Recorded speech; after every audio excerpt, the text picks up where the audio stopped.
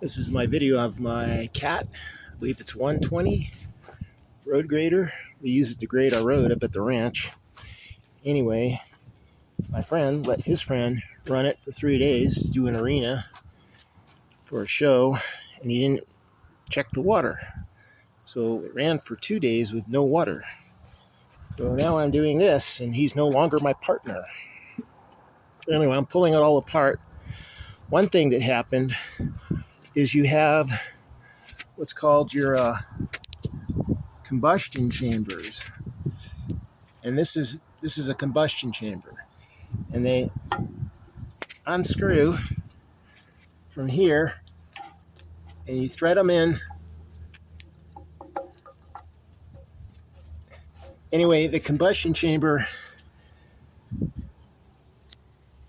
got a little hole in the side, and water was getting into the piston. So that was really bad.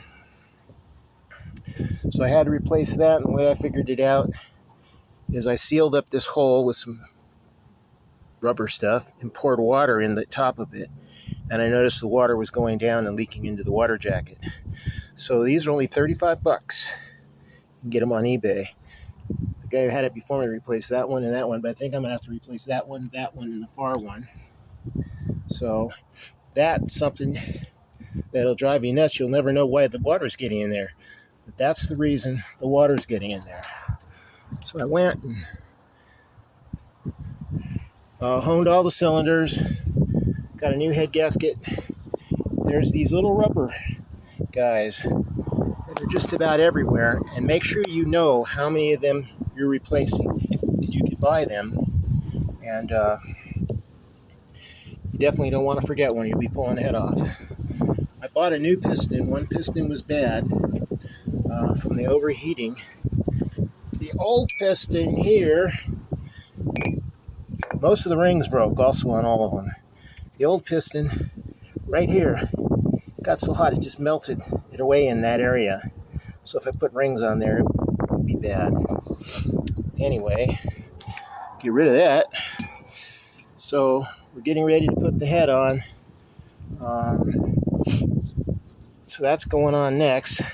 Another thing,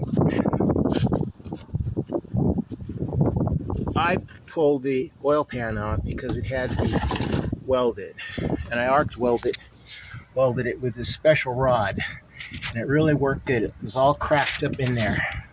So to get the oil pan off, this is cast iron, you have to unbolt the motor.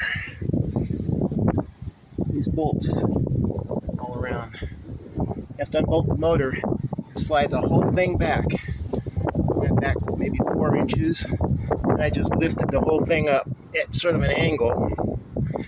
And before you pull the oil pan off, there's this oil pre-filter, and you want to pull that off. It mounts to the oil pump, which is back in there. You want to pull that off, and then you slide your oil pan, and you got to jockey it in the weird angles and twists and turns, but you can get it off. Once you get it off, you can it's either weld it if it's broken, or you can go on to taking the the rod journals off. When I pulled these apart, all the bearings look great.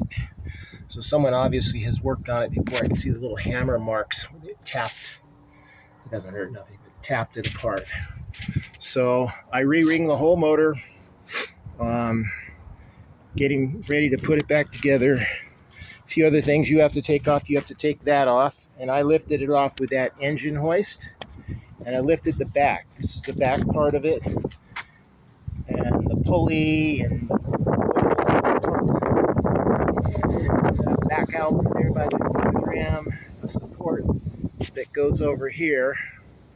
So you really got to take it apart. It's a pretty big job, not impossible.